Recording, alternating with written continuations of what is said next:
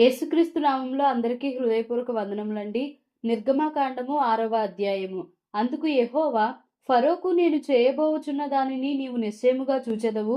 బలమైన హస్తము చేత అతడు వారిని పోనిచ్చును. బలమైన హస్తము చేతనే అతడు తన దేశములో నుండి వారిని తోలివేయునని మోషేతో అనెను. మరియు దేవుడు మోషేతో ఇట్లనెను, నేనే యెహోవాను. నేను సర్వశక్తిగల దేవుడను పేరున అబ్రహాము, ఇస్సాకు, యాకోబులకు ప్రత్యక్షమైతిని. కాని యెహోవా అను నా నామమున నేను వారికి తెలియబడలేదు. మరియు వారు పరవాసము చేసిన దేశమగు కనాను దేశమును వారికిచ్చుటకు నా నిబంధనను వారితో స్థిరపరిచితిని. ఐగుప్తీయులు దాసత్వమునకు లోపరిచియున్న ఇశ్రాయేళ్ల మూలుగును విని నా నిబంధనను జ్ఞాపకం చేసుకొని ఉన్నాను. కాబట్టి నీవు ఇశ్రాయేలుతో ఇలాగు చెప్పుము, నేనే యెహోవాను. నేను ఐగుప్తీయులు మోయించు బరువుల క్రింద నుండి మిమ్మును వెలుపలికి రప్పించి వారి దాసత్వంలో నుండి మిమ్మును విడిపించి నా బాహువు చాపి గొప్ప తీర్పులు తీర్చి మిమ్మును విడిపించి మిమ్మును నాకు ప్రజలుగా చేర్చుకొని మీకు దేవుడనయ్యుందును. అప్పుడు ఐగుప్తీయుల బరువు క్రింద నుండి మిమ్మును వెలుపలికి రప్పించిన మీ దేవుడనైన యెహోవాను నేనే అని మీరు తెలిసికొందురు.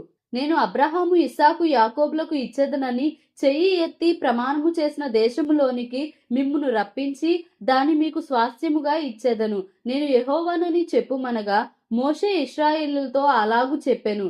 అయితే వారు మనోవ్యాకులమును బట్టి కఠిన దాసత్వమును బట్టి మోషే మాట వినరైరి. మరియు యెహోవా మోషేతో, నీవు లోపలికి వెళ్ళి ఐగుప్తు రాజైన ఫరోతో ఇశ్రాయేలీయులను తన దేశంలో నుండి వెలుపలికి పోనీయవలెనని అతనితో చెప్పుమనెను. అప్పుడు మోషే, చిత్తగించుము, ఇశ్రాయేలీయులే నా మాట వినలేదు. మాట మాంద్యము గలవాడునగు నా మాట ఫరో ఎట్లు వినునని యెహోవా సన్నిధిని పలికెను. మరియు యెహోవా మోషే అహరోనులతో ఇట్లనెను, ఇశ్రాయేలీయులను ఐగుప్తు దేశంలో నుండి తాము వెలుపలికి రప్పించుటకై ఇశ్రాయేలు యొద్దకును ఫరో యొద్దకును వెళ్ళవలెనని వారికి ఆజ్ఞాపించెను. వారి పితరుల కుటుంబముల మూల పురుషులు ఎవరనగా ఇశ్రాయేలు జ్యేష్ఠ కుమారుడైన రూబేను కుమారులు హనోకు, పల్లు, హెస్రోను, కర్మి. వీరు రూబేను కుటుంబములు.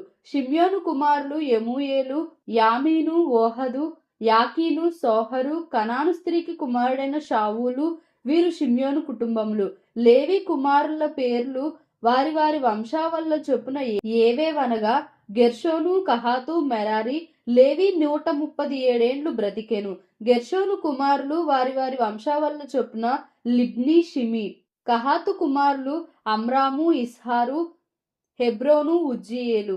కహాతు 133 ఏండ్లు బ్రతికెను. మెరారి కుమారులు మహలి, మూషి. వీరు తమ తమ వంశావళుల చొప్పున లేవి కుటుంబములు. అమ్రాము తన మేనత్తే అయిన యొకెబెదును పెండ్లి చేసుకొనెను. ఆమె అతనికి అహరోనును మోషేను కనెను. అమ్రాము 137 ఏండ్లు బ్రతికెను. ఇస్హారు కుమారులు కోరహు, నెపెగు, జిక్రి. ఉజ్జీయేలు కుమారులు మిషాయేలు, ఎల్సాఫాను, సిత్రి. అహరోను అమ్మీనాదాబు కుమార్తెయు నయస్సోను సహోదరియునైన ఎలీషబను పెండ్లి చేసుకొనెను. ఆమె అతనికి నాదాబును, అబీహును, ఎలియాజరును, ఈతామారును కనెను. కోరహు కుమారులు అస్సీరు, ఎల్కానా, అబియా, సాపు. వీరు కోరహీయుల కుటుంబములు.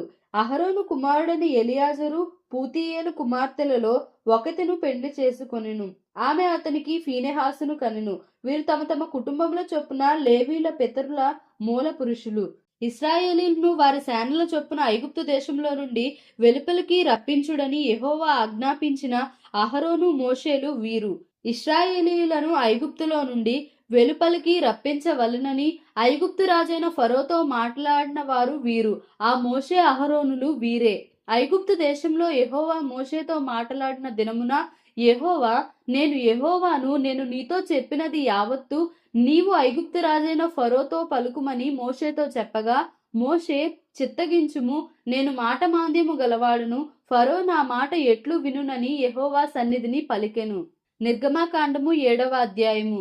కాగా యెహోవా మోషేతో ఇట్లనెను, ఇదిగో నిన్ను ఫరోకు దేవునిగా నియమించితిని. నీ అన్న అహరోను నీకు ప్రవక్తగా నుండును. నేను నీకు ఆజ్ఞాపించినది యావత్తు నీవు పలుకవలెను. ఫరో తన దేశంలో నుండి ఇశ్రాయేలీయులను పోనీయవలనని నీ అన్న అయిన అహరోను అతనితో చెప్పును. అయితే నేను ఫరో హృదయమును కఠినపరచి ఐగుప్తు దేశంలో నా సూచక క్రియలను, నా మహత్ కార్యములను విస్తరింపచేసెదను.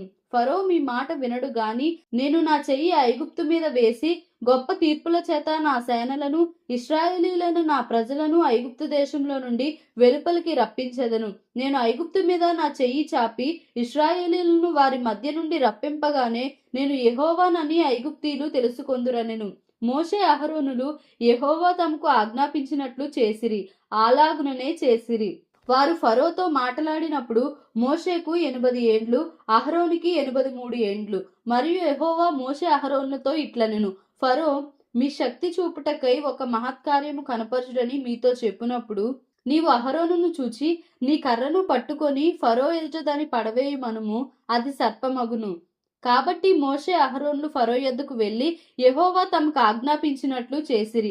అహరోను ఫరో ఎదుటను అతని సేవకుల ఎదుటను తన కర్రను పడవేయగానే అది సర్పమాయెను. అప్పుడు ఫరో తన విద్వాంసులను మంత్రజ్ఞులను పిలిపించెను. ఐగుప్తు శకునగాండ్రు కూడా తమ మంత్రముల చేత అలాగే చేసిరి. వారిలో ప్రతివాడును తన కర్రను పడవేసినప్పుడు అది సర్పమాయను గాని అహరోను కర్ర వారి కర్రలను మృంగివేయగా యెహోవా చెప్పినట్టు ఫరో హృదయము కఠినమాయెను గనుక అతడు వారి మాట వినకపోయెను. తరువాత యెహోవా మోషేతో ఇట్లనెను, ఫరో హృదయము కఠినమైనది, అతడు ఈ ప్రజలను పోనీయ నొల్లడాయెను. ప్రొద్దున నీవు ఫరో యొద్దకు వెళ్ళుము, ఇదిగో అతడు ఏటి దరికి పోవును.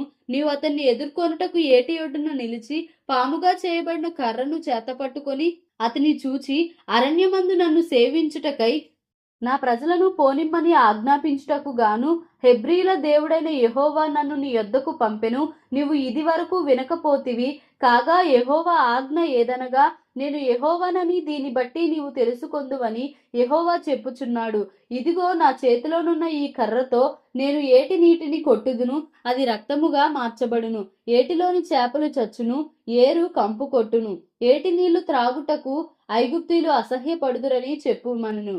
మరియు యెహోవా మోషేతో ఇట్లనెను, నీవు అహరోనుతో నీ కర్రను పట్టుకొని ఐగుప్తు జలముల మీద అనగా వారి నదుల మీదను వారి కాలువల మీదను వారి చెరువుల మీదను వారి నీటి గుంటలన్నిటి మీదను నీ చెయ్యి చాపుము, అవి రక్తమగును. ఐగుప్తు దేశం అందంతటను మ్రాను పాత్రలలోను రాతి పాత్రలలోను రక్తము ఉండునని అతనితో చెప్పుమనెను. యెహోవా ఆజ్ఞాపించినట్లు మోషే అహరోనులు చేసిరి. అతడు ఫరో ఎదుటను అతని సేవకుల ఎదుటను తన కర్రను పైకెత్తి ఏటి నీళ్లను కొట్టగా ఏటి నీళ్లన్నయూ రక్తముగా మార్చబడెను. ఏటిలోని చేపలు చచ్చెను, ఏరు కంపు కొట్టెను. ఐగుప్తీయులు ఏటి నీళ్లు త్రాగలేకపోయిరి. ఐగుప్తు దేశం అందంతటా రక్తము ఉండెను. ఐగుప్తు శకునగాండ్రు కూడా తమ మంత్రముల వలన అట్లు చేయగా యెహోవా చెప్పినట్టు ఫరో హృదయము కఠినమాయెను. అతడు మోషే అహరోనుల మాట వినకపోయెను. జరిగిన దానిని మనస్సున పెట్టక ఫరో తిరిగి తన ఇంటికి వెళ్ళెను. అయితే ఐగుప్తీయులందరూ ఏటి నీళ్లు త్రాగలేక త్రాగు నీళ్ల కొరకు ఏటి ప్రక్కలను త్రవ్విరి.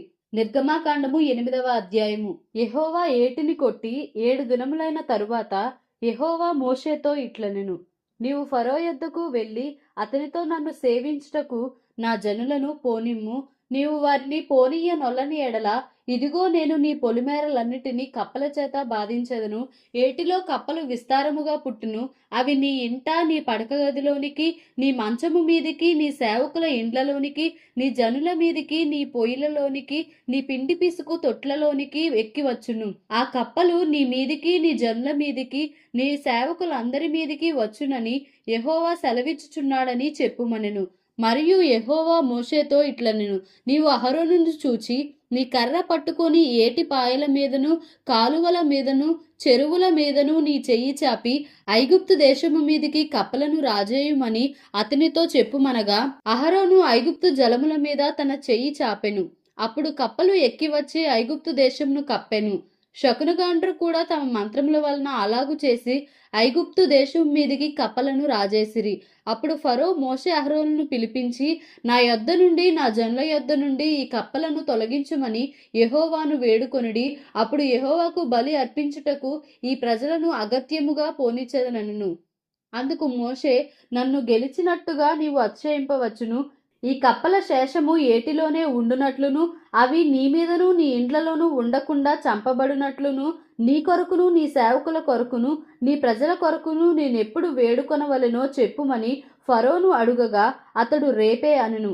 అందుకతడు, మా దేవుడైన యెహోవా వంటి వారెవరునూ లేరు అని నీవు తెలుసుకొనున్నట్లు నీ మాట చొప్పున జరుగును అనగా, కప్పలు నీ యొద్ద నుండియు నీ ఇండ్లలో నుండియు నీ సేవకుల యొద్ద నుండియు నీ ప్రజల యొద్ద నుండియు తొలగిపోవును, అవి ఏటిలోనే ఉండుననెను. మోషే అహరోనులు ఫరో యొద్ద నుండి బయలు వెళ్ళినప్పుడు యెహోవా ఫరో మీదికి రాజేసిన కప్పల విషయంలో మోషే అతని కొరకు మొరపెట్టగా, యెహోవా మోషే మాట చొప్పున చేసెను గనుక ఇండ్లలోనేమి వెలుపలనేమి పొలములలోనేమి కప్పలు ఉండకుండా చచ్చిపోయెను. జనులు వాటిని కుప్పలుగా వేసినప్పుడు భూమి కంపు కొట్టెను. ఫరో ఉపశమనము కలుగుట చూచి యెహోవా సెలవిచ్చినట్టు తన హృదయంను కఠినపరుచుకొని వారి మాట వినకపోయెను. అందుకు యెహోవా మోషేతో, నీవు నీ కర్ర చాపి ఈ దేశపు ధూళిని కొట్టుము, అది ఐగుప్తు దేశమందంతటను పేలగునని అహరోనుతో చెప్పుమనగా వారు అట్లు చేసిరి. అహరోను తన కర్రను పట్టుకొని చెయ్యి చాపి ఆ దేశపు ధూళిని కొట్టినప్పుడు పేలు మనుషుల మీదను జంతువుల మీదను ఉండెను. ఐగుప్తు దేశమందంతటను ఆ దేశపు ధూళి అంతయు పేలాయెను. శకునగాండ్రు కూడా పేలను పుట్టించవలనని తమ మంత్రము చేత అట్లు చేసిరి గాని అది వారి వలన కాకపోయెను. పేలు మనుషుల మీదను జంతువుల మీదను ఉండగా శకునగాండ్రు ఇది దైవశక్తి అని ఫరోతో చెప్పిరి. అయితే యెహోవా చెప్పినట్టు ఫరో హృదయము కఠినమాయెను, అతడు వారి మాట వినకపోయెను. కాబట్టి యెహోవా మోషేతో, నీవు ప్రొద్దున లేచి ఫరో ఎదుట నిలువుము, ఇదిగో అతడు ఏటి యొద్దకు పోవును, నీవు అతని చూచి నన్ను సేవించుటకు నా ప్రజలను పోనిమ్ము, నీవు నా ప్రజలను పోనీయని ఎడల చూడుము, నేను నీ మీదికిని నీ సేవకుల మీదికిని నీ ప్రజల మీదికిని నీ ఇండ్లలోనికి ఈగల గుంపులను పంపెదను. ఐగుప్తీల ఇండ్లును వారున్న ప్రదేశమును ఈగల గుంపులతో నిండియుండును. మరియు భూలోకములో నేనే యెహోవాను అని నీవు తెలుసుకొనున్నట్లు ఆ దినమున నేనే నా ప్రజలు నివసించుచున్న గోషెను దేశమును వినాయించెదను. అక్కడ ఈగల గుంపులుండవు. నా ప్రజలను నీ ప్రజల నుండి ప్రత్యేకపరచెదను. రేపు ఈ సూచక క్రియ జరుగునని యెహోవా సెలవిచ్చినట్టు నీవు చెప్పవలెనెను. యెహోవా అలాగూ చేసెను. బాధకరమైన ఈగల గుంపులు ఫరో ఇంటిలోనికి అతని సేవకుల ఇండ్లలోకి వచ్చి ఐగుప్తు దేశం అంతటా వ్యాపించెను. ఆ దేశము ఈగల గుంపుల వలన చెడిపోయెను. అప్పుడు ఫరో మోషే అహరోనులను పిలిపించి, మీరు వెళ్ళి ఈ దేశంలో మీ దేవునికి బలి అర్పించుడని వారితో చెప్పగా, మోషే అట్లు చేయ తగదు, మా దేవుడైన యెహోవాకు మేము అర్పించవలసిన బలి ఐగుప్తీయులకు హేయము. ఇదిగో మేము ఐగుప్తీయులకు హేయమైన బలిని వారి కనుల ఎదుట అర్పించిన ఎడల వారు మమ్ము రాళ్లతో కొట్టి చంపుదురు గదా. మేము అరణ్యములోనికి 3 దినముల ప్రయాణమంత దూరము పోయి మా దేవుడైన యెహోవా మాకు సెలవిచ్చినట్లు ఆయనకు బలి అర్పించుదమనెను. అందుకు ఫరో, మీరు అరణ్యములో మీ దేవుడైన యెహోవాకు బలి అర్పించుటకు మిమ్మును పోనిచ్చేదను గాని దూరము పోవద్దు, మరియు నా కొరకు వేడుకొనుడనెను. అందుకు మోషే, నేను నీ యొద్ద నుండి వెళ్ళి రేపు ఈ ఈగల గుంపులు ఫరో యొద్ద నుండియు అతని సేవకుల యొద్ద నుండియు అతని జనుల యొద్ద నుండియు తొలగిపోవునట్లు యెహోవాను వేడుకొందును గాని యెహోవాకు బలి అర్పించుటకు ఫరో జనులను పోనీయక ఇకను వంచన చేయకూడదని చెప్పి ఫరో యొద్ద నుండి బయలు వెళ్లి యెహోవాను వేడుకొనెను. యెహోవా మోషే మాట చొప్పున చేయగా ఈగల గుంపులు ఫరో యొద్ద నుండియు అతని సేవకుల యొద్ద నుండియు అతని ప్రజల యొద్ద నుండియు తొలగిపోయెను, ఒక్కటి అయినను నిలువలేదు. అయితే ఫరో ఆ సమయము కూడా తన హృదయమును కఠినపరుచుకొని జనులను పోనీయడాయెను. దేవుడు ఈ పరిశుద్ధ వాక్యంను మన వినికిడిలో దీవించి ఆశీర్వదించునుగాక. ఆమేన్. Please like, share and subscribe for more videos.